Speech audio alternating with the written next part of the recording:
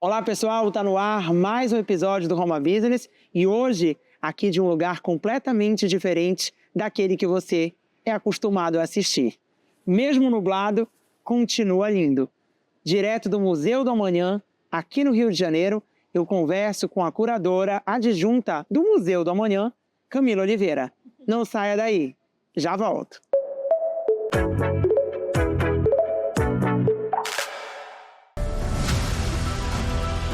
Annecy, o novo empreendimento da Porte na João Balbi.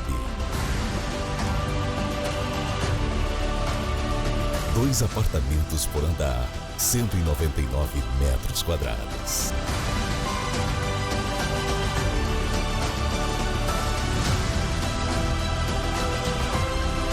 Porte Engenharia, 38 anos desenvolvendo novos conceitos.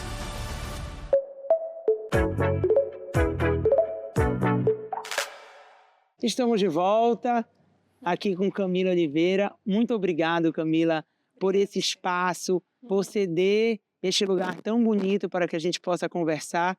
Inclusive, eu agradeço neste momento também ao Cristiano Vasconcelos, diretor-geral daqui do Museu do Amanhã, e ao Ricardo Piquet, diretor-presidente, pela presença de poderem ceder esse espaço para que eu estivesse aqui, neste momento, conversando com essa grande profissional, Camila, curadora adjunta aqui do museu. Vamos bater um papo sobre as atividades que aqui são desempenhadas, sobre a curadoria que foi feita neste museu que completou agora, há pouco tempo, 10 anos de história e muito mais. Camila, muito obrigada por me receber aqui diretamente. Eu já ia falar dos estúdios do Grupo Roma. Não é dos estúdios do Grupo Roma. É daqui do Rio de Janeiro, que mesmo nublado, não é? Continua lindo. Sim, obrigada pelo convite. Para a gente é um prazer receber você aqui hoje. A gente espera que você venha mais vezes. Com certeza. Espero que seja a primeira de muitas, se Deus quiser. Sim. Então, para a gente é uma alegria também poder contar um pouquinho da história do museu. São 10 anos de trajetória. Estou aqui há 8 pelo IDG. Então, acho que a gente tem bastante coisa para conversar. Para a gente começar, eu gostaria que tu conseguisses resumir, porque eu sei que o tempo é curto, mas esse processo de curadoria, ele é algo bem delicado, bem específico, sensível. Sim. Como foi feito para que chegasse hoje, como nós podemos observar assim? O primeiro curador do museu foi Luiz Alberto Oliveira, e nesse processo de curadoria, o Luiz teve uma equipe junto a ele para poder entender como a gente imaginaria o Museu do Amanhã, como o Museu do Amanhã também se relacionaria com a cidade. Então tem um ponto muito importante que começa pelo nome, né? Muita gente, no momento da inauguração do museu, se questionou muito sobre por que o Museu do Amanhã. E muitas vezes as pessoas confundiam, por que isso não é um museu do futuro? Já que a gente está falando de uma projeção daqui a 50 anos, entendendo os atravessamentos da humanidade, as relações planetárias. E por que o amanhã? Mas faz um sentido da gente falar amanhã. Quando a gente está falando de futuro e o recorte de futuro, a gente fala de uma fresta do tempo, né? O futuro, ele está projetado, ele está à frente, numa lógica linear da história. Mas, na verdade, o amanhã ele é muito mais do que só a discussão de um futuro, ou uma antecipação de futuro, ou uma projeção daquilo que vem. O amanhã ele é uma condensação dos tempos. Não é possível a gente pensar no amanhã sem pensar no passado e no agora, no momento que a gente está vivendo. E numa lógica outra do tempo, diferente daquilo que a gente foi ensinado, de entender que o passado está atrás de nós e o futuro à frente, o presente é o agora, o amanhã convida a gente a pensar de outra forma.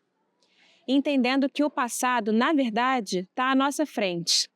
Você não estuda? Sim. Aquilo que passou? É aquilo que é o acesso.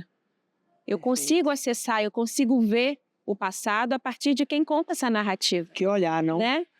O futuro, na verdade, ele está atrás de nós, que é algo que eu não sei o que vem.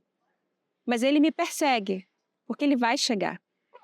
E o agora é esse momento que transita entre o passado e o que virá. E o que virá busca o presente para chegar e se tornar o passado do qual eu posso acessar. Então, falar de um Museu do Amanhã é falar de uma projeção de futuro que precisa considerar o passado. E a valorização também, valorização cultural, a Sem valorização de dúvida. toda uma história. Da ancestralidade, né? Então, por que é tão importante a gente pensar um Museu do Amanhã para o Rio de Janeiro e nessa região que a gente está? A gente está justamente virado para a Baía de Guanabara, que é, em várias mitologias, extremamente importante para considerar a criação do mundo. Posso contar um pouquinho dessa história Claro. brevemente também? Mas, para além da Bahia, a gente está também na relação com a Pequena África, que é muito perto aqui do museu.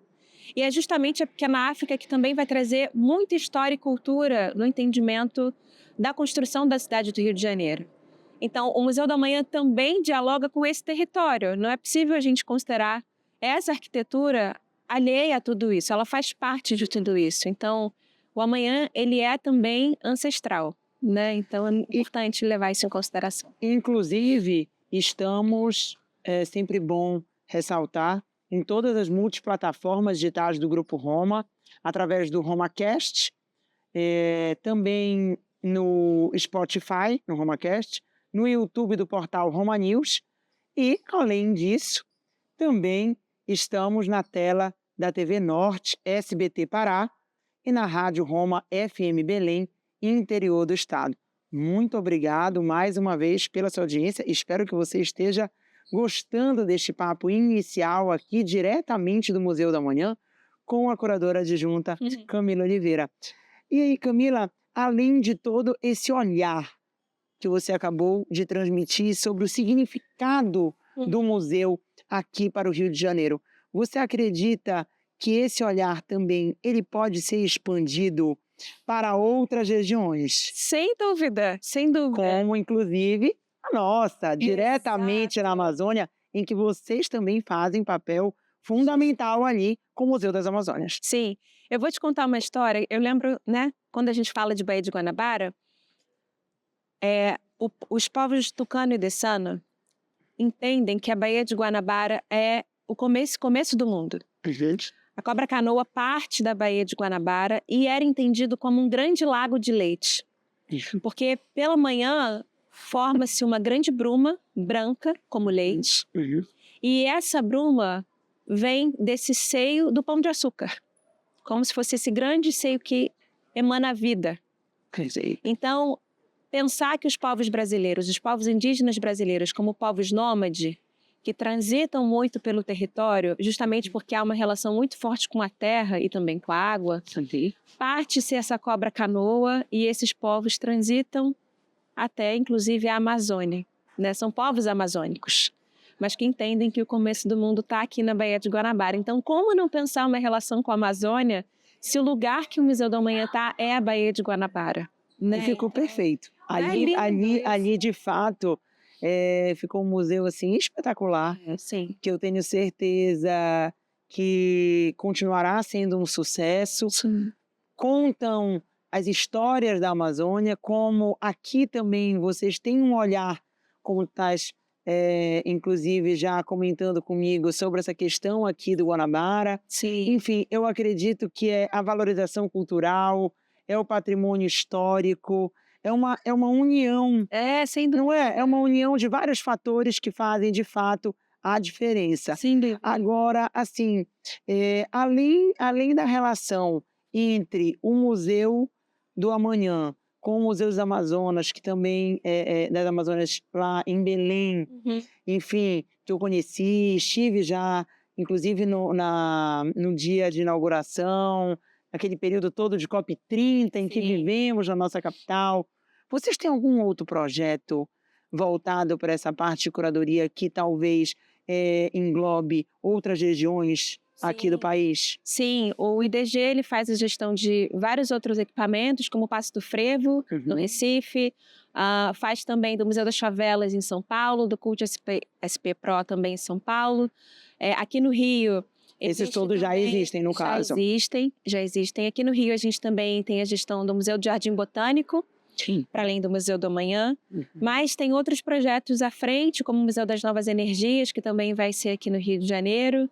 e outros tantos que o IDG segue fazendo processos de gestão, né? Porque tem uma capacidade muito importante quando a gente está falando sobre cultura, que essas histórias, elas começam a aparecer quando a gente promove esses lugares de encontro, né? Como é que a população pode se reconhecer no seu território e na relação com esse território se esses espaços não acontecem? Então, pensar que essa capilaridade de gestão que o IDG faz nacionalmente produz, inclusive, uma identidade nacional, né? E uma relação que pode ser compartilhada. Por exemplo, quando a gente faz a implementação do Museu das Amazônias, a gente também faz uma relação tanto com o território, mas também com o intercâmbio de saberes que podem ser complementares. Por exemplo, eu fiz, junto na implementação do Museu das Amazônias, a formação da equipe de educação. Então, de que maneira isso também pode ser um lugar de troca, de conhecimento, de como os museus se tornam esses espaços de encontro também, não só para os públicos, mas entre essas equipes que promovem esse processo cultural, né? Perfeito. E entre todos esses museus das Amazônias, do Amanhã e tantos outros em que a Camila acabou de compartilhar um pouco conosco nesta manhã, quer dizer, nesta tarde, porque hoje está sendo aqui gravado diretamente do Rio de Janeiro, diretamente do Rio, direto para Belém do Pará, na tela do SBT Pará, da TV Norte, de todas as multiplataformas digitais do Grupo Roma e da Roma FM Belém, interior do estado. Agora sim, voltando ao nosso papo relacionado a toda a história que o museu carrega ao longo desses 10 anos que completou no final do ano passado, nós temos, inclusive, o restaurante do Saulo aqui dentro do museu. Sim. Inclusive, próximo a nós, aqui dessa linda vista aqui do Guanabara, é isso? Baía de Guanabara. Baía de Guanabara. Olha que maravilha. O Saulo, bem aqui com aquele peixe da Amazônia, maravilhoso. Eu digo assim, não deve ser tão fresco como o que acabou de sair quando a gente está lá em Santarém, que inclusive eu estarei lá em breve gravando com o Saulo para o nosso projeto Andando pelo Pará, que vamos visitar diversos municípios paraenses, contando histórias inspiradoras, empreendedoras do mercado local. E não poderia deixar de ressaltar esta grande culinária e gastronomia também aqui no Museu da Amazônia. Mas com certeza, Museu da Amazônia não, Museu do Amanhã, Museu do Amazonas, das Amazonas está lá, das Amazonas está lá em Belém. É tanto museu que a gente acaba até se confundindo. Mas com certeza absoluta, o peixe chega muito bom também. Ai, chega, gente. Eu não... Olha, eu até falei pra você, né? Dá vontade de ir lá. Por que a gente não pode ir lá? Sair, já beliscando, petiscando o peixezinho. É maravilhoso, assim. Eu acho que tem um compromisso também do museu, né? Quando a gente fala... Tem toda uma conexão, como a gente estava conversando agora há pouco. Com certeza. E o Saulo chega justamente no ano que o museu faz uma celebração sobre a Amazônia, né?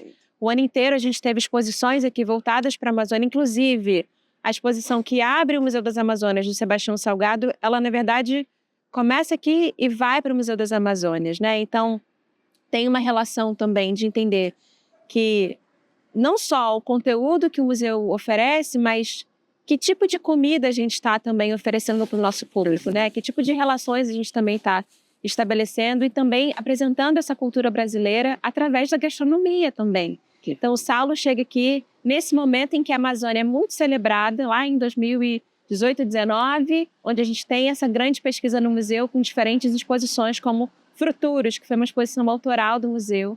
Então, o Saulo chega nesse momento e segue com a gente até hoje. Perfeito, com certeza. É uma escolha, sem dúvida alguma, a melhor impossível, porque a nossa gastronomia, ela de fato, eu sempre digo, se ela não é a melhor, é uma das melhores, porque é muito boa. Eu sou suspeito para falar, mas é muito boa mesmo. E para quem vai lá provar o Vive a Cores, não se arrepende de jeito nenhum. Inclusive, se você que nos assiste hoje é daqui do Rio de Janeiro ou de outra localidade, eu lhe convido para conhecer a região ali da Amazônia, do nosso Pará, a nossa culinária é imperdível, do nosso povo bem caloroso e acolhedor. E a gente diz que quem vem de Belém sentir saudade, é só vir aqui, tá tudo Também, certo. a gente Gosto- junto, muito agradável. O nosso Sabor Brasil é daqui. diverso, é maravilhoso, as nossas culturas são, assim, eu digo que invejáveis no mundo afora, Com certeza. porque, sem dúvida alguma, o brasileiro é um povo único.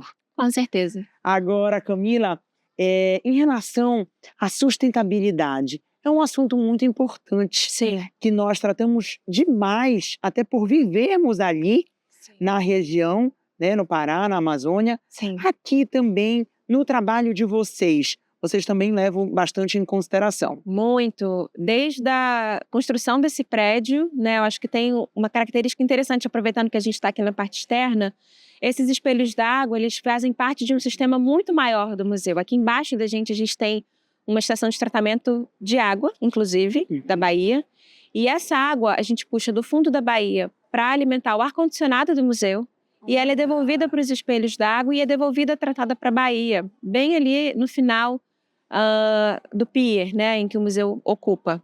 Então, essa é uma característica arquitetônica, mas todo o nosso conteúdo e toda a discussão que o museu traz parte de uma lógica de sustentabilidade que não se encerra só... muitas vezes a gente vê o discurso, mas o museu tem uma prática muito forte em relação a isso. Seja pela característica das pesquisas, seja pela produção de conteúdo das exposições, mas ao mesmo tempo também na prática enquanto arquitetura, né? Então, acho que tem uma ética envolvida nisso quando a gente Isso foi fala pensado desde o início. desde o início. Quando não existia Desde o nada disso. Sim, desde o início. Perfeito. Então, junto a isso, o museu, como museu, a gente tem um plano museológico, e dentro desse plano museológico a gente tem alguns compromissos, né? Então, o museu ele é movido por duas frentes: a sustentabilidade e a convivência. Então, não é possível a gente pensar práticas sustentáveis sem considerar a relação entre nós, humanos, e entre as espécies que habitam esse planeta. Perfeito. Então, o humano não é nada soberano, ele é parte disso.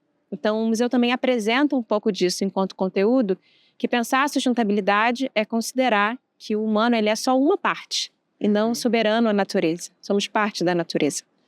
Então, a sustentabilidade, você vai ver que percorre todas as exposições, mas principalmente a nossa exposição principal, né, que é a do Cosmos a Nós.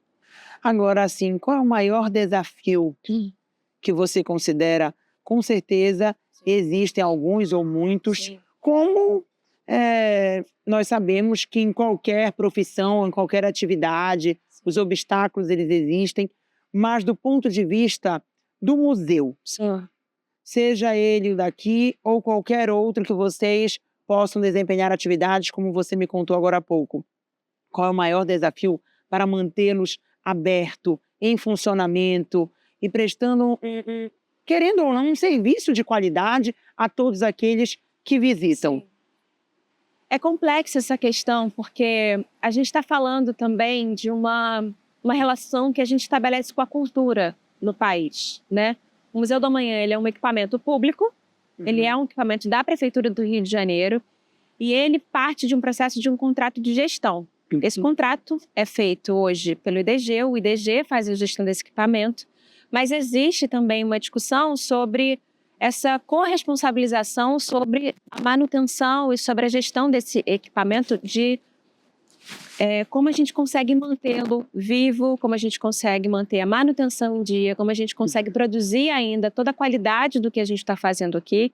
Então, são várias frentes de pensamento e de produção para que isso se sustente, né? Quando a gente está falando de sustentabilidade, também tem uma sustentabilidade financeira em questão.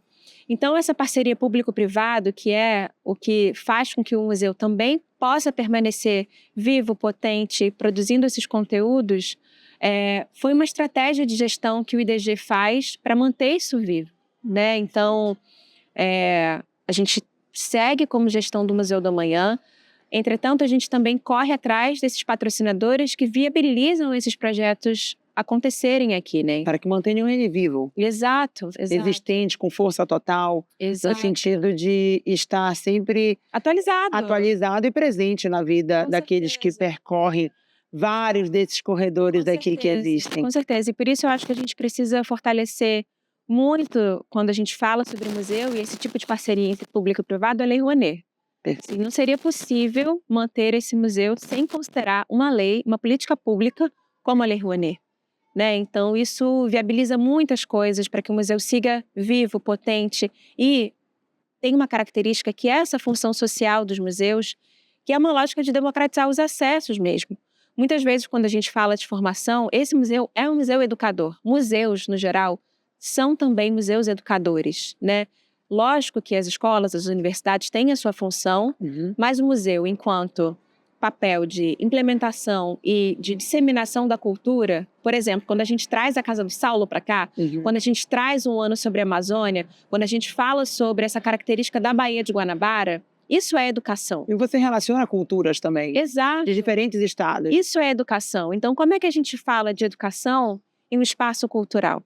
Né? A gente precisa viabilizar isso para públicos que talvez nunca tiveram acesso a essas informações, ou a esses contextos, ou a essas experiências estéticas, sensoriais, num espaço como esse. Até alimentar. Exato, exato. Então, o museu tem essa potência, né? Agora, assim, em relação a todas essas circunstâncias aqui apresentadas, vocês também facilitam para que, por exemplo, instituições de ensino possam ter um acesso aqui diferenciado, excursões guiadas de escolas, universidades? Como funciona um pouco? Sim, a gente tem... É lógico que existem as políticas públicas, mas existem também as políticas que os museus operam. No caso do Museu da Manhã, ele tem várias políticas internas também que ampliam esses acessos. Para que seja acessível. Sim, totalmente. Por exemplo, vizinhos do Museu da Manhã, eles não pagam ingresso. Nunca. Perfeito. Estudantes de escola pública, professores de instituições públicas, na verdade, têm outras facilidades de ingresso. Estudantes não pagam também. Estudantes de escolas particulares ou instituições particulares pagam meia entrada. Pessoas acima de 60 anos, crianças até 5 anos entram gratuitamente. Então, tem várias políticas que fazem com que essas gratuidades ou meia entrada facilitem e ampliem os acessos aqui. Essa acessibilidade. Exato. E, além disso, o museu hoje, ele tem, desde o ano passado, quando a gente completa esses 10 anos, a gente tem uma outra política de acesso. Então, o museu, ele é gratuito. Você consegue acessar o museu, você vai no café, você vai na loja, você acessa o museu para estar, que seja no ar-condicionado, para beber água, para ir ao banheiro, de forma gratuita. E a gente faz algumas exposições que têm gratuidade, como as exposições que acontecem no térreo, ali no foyer leste, como uma possibilidade de experiência gratuita. Então, determinadas exposições, como a principal e as temporárias, a gente cobra o ingresso do museu, né? Mas o museu em si, estar aqui é gratuito. Perfeito. Então, isso muda muito a relação que a gente estabelece com o público, né? E o olhar desse público perante a toda essa galeria. Exato, aberta, né? Aberta. Acessar o museu, a gente fala muito sobre isso aqui no museu. Esse pier não tinha museu, não tinha ocupação, né? Quando a gente implementa esse museu, a gente devolve essa cena da Baía de Guanabara para a cidade. Então, você não precisa comprar ingresso para acessar a Baía. E de uma forma ainda mais bonita. Exato. O Frank Stella, que é essa estrela que está aqui no final do museu, ele também é uma peça que se torna uma peça de exibição pública, né? Você não precisa comprar ingresso para ver. Então, acho que tem uma característica que o museu tem em si, que é democrático nesse sentido. Peculiar. Né? Acessar esse espaço público. Perfeito. Agora, Camila, o nosso papo está muito agradável, mas eu vou precisar encerrar devido à questão de tempo. Mas eu queria que tu deixasse uma mensagem para quem nos assiste hoje, principalmente lá do Pará. A você que nos assiste hoje, aqui, diretamente do Rio de Janeiro, com Camila Oliveira, curadora adjunta aqui do Museu da Manhã. Eu gostaria que você deixasse uma mensagem a quem nos assiste sobre a importância desse olhar dos museus, sejam eles quais forem, na vida de qualquer cidadão, principalmente na educação. Sim. Eu acho que a gente não pode esquecer que os museus são nossos, são espaços públicos, são espaços que a gente pode produzir muitos encontros plurais, potentes e principalmente diversos. Quando a gente tem um espaço como o museu, e aí eu vou dar o exemplo do Museu das Amazônias. Perfeito. Quantas pessoas conseguem chegar nesse museu para se conhecer, trocar, conhecer a sua própria cultura, reconhecer, se ver num espaço cultural como esse e poder dizer, essa aqui é a minha história. Eu estou sendo vista, reconhecida e eu vou poder reverberar isso para o mundo todo. Saber reconhecer a nossa identidade cultural no espaço público é muito importante. E os museus também servem para isso. Então, é um lugar de encontro, é um lugar político, é um lugar de você se reconhecer e reconhecer o outro. Né? Perfeito. Então, essa é Obrigada, a mensagem que a gente Camila. pode- Muito obrigada. Imagina, eu te agradeço. E a você que nos assiste, muito obrigado pela sua audiência. Terminamos este episódio especial diretamente aqui do Rio de Janeiro, do Museu da Manhã, não com o pôr do sol, devido a esse dia nublado, mas com certeza com uma mensagem dessa espetacular sobre a importância do museu, inclusive não só o daqui, como de qualquer lugar, como o nosso, Sim. que eles, enfim, são muito parceiros também, como o Museu das Amazônias, que fazem a diferença no dia a dia da nossa população, da nossa gente, da nossa educação, fomentando o nosso Estado, a nossa economia, a responsabilidade social, a valorização do nosso patrimônio, da nossa cultura e da nossa região. Estamos no Spotify, através do RomaCast, no YouTube do portal Roma News, também na rádio Roma FM Belém, interior do estado, em todas as multiplataformas digitais do Grupo Roma e diretamente da tela do SBT Pará TV Norte. Muito obrigado mais uma vez pela sua audiência, muito obrigado, Camila, Obrigada. por me receber aqui no Museu do Amanhã, neste dia nublado, mas lindo aqui no Rio de Janeiro, porque não precisamos de muito cenário quando o ambiente por si só já fala e já respira cores, respira arte, respira inovação, modernidade, cultura e história.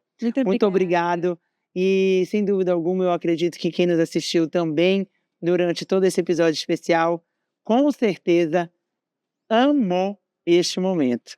Até a próxima, pessoal. Eu espero por você, hein?